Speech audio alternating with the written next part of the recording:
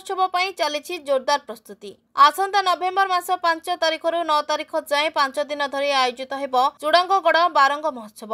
Barang medical छक आरोरा मंडप रे आयोजित सांबादिक सम्मेलन में उत्सव संपर्क में सविशेष सूचना देइछंती महोत्सव कमिटीर सभापति तुषारकांत चक्रवर्ती। देखंतु आमे समस्त सहित आमे जोगाजोग अच्छु जेहेतु नुआपड़ार निर्वाचन आखि आगे अच्छी 11 तारिख महोत्सवटा से पाखापाखि टाइम रे पड़ू आम निश्चिंत आशावादी तो आम बहुत खुशी हबू महामहिम राज्यपाल कि आमर लोकप्रिय मुख्यमंत्री आसवाई समस्त भी उत्कंठा प्रकाश पाई आम तार निष्पत्ति बर्तमान सुधा आम हाथ में आसी ना निष्पत्ति आसला आम आपण जरिए आम प्रेस मीट जरिए जन देखो एथर स्वतंत्र योजना आम क्रीड़ाविद मान रखीचु ग्रामांचल प्रतिभा मैंने जो लुचि जाऊँ लोकलोचन को आने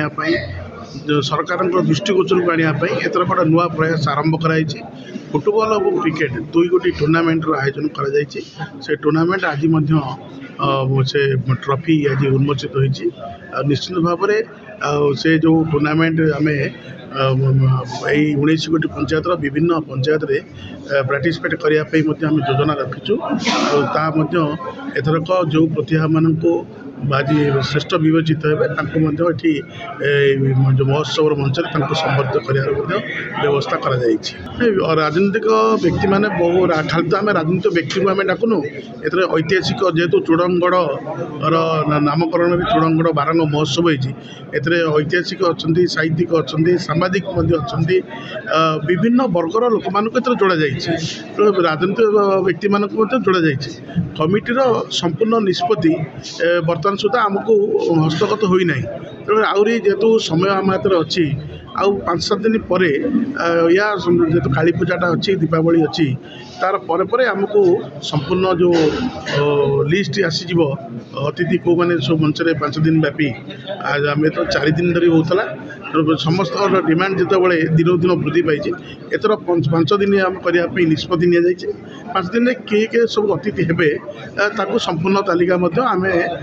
आपण मान द्वारा प्रकाश कर आपण को मुझे कहली मोर गोटे अभिमान थिला जे मते माने यार उद्योक्ता प्रतिष्ठाता प्राण प्रतिष्ठाता बोली कहवाई से स्वीकार करने राजी नथिले बोली मोर मन दुख थिला आज किंतु से भूपति बाबू कहले यही मौसांकर ये जो भद्रलोकर उद्यम जहाँ चली आज एत पर्यटन पहुँची मो कहली मो भाषण में उद्यमर मोर उद्देश्य थिला केवल यहीटा को लोकलोचन को आनिबा सी साके मु सारा बारंग अंचल मु बुली थी 8, 5, 13, 14टा पंचायत मु बुली थी सबू गाँव भद्रलोक बुद्धिजीवी मानक सब भेटी थी जे लक्ष्य थिला जे आम बारंगटा या हो केमती बारंगटा केमती आमरी बारंगवासी यही जो भद्रलोक मैंने ये बसी सांबादिक मैंने हूँ ये कर्मकर्ता हूँ से भी मुझे जी कहली से संवाद पाखे ना से पर्यंत से जाना केवल से आपण भाषा नाच गीत तामसा भितर से चलीगले मोर से मो जीवन मोर गोटा कष्ट रहीगला मुझे हाँ मोर गोटा मानस पुत्र बोली मो मन करे चूड़ंग बारंग महोत्सव आईटा ही बहुत दूर बहु आगे जाऊँगी केवल खुशी किंतु तार मूल उद्देश्य जहाँ थिला सेटा माने सेटा कौन कृत कार्य से फलवती से मोर लक्ष्य थिला ये जो चूड़ंग बारंग महोत्सव या जरिया आम आकर्षण से दृष्टि आकर्षण कर जोटा मनोरेल हो पारंता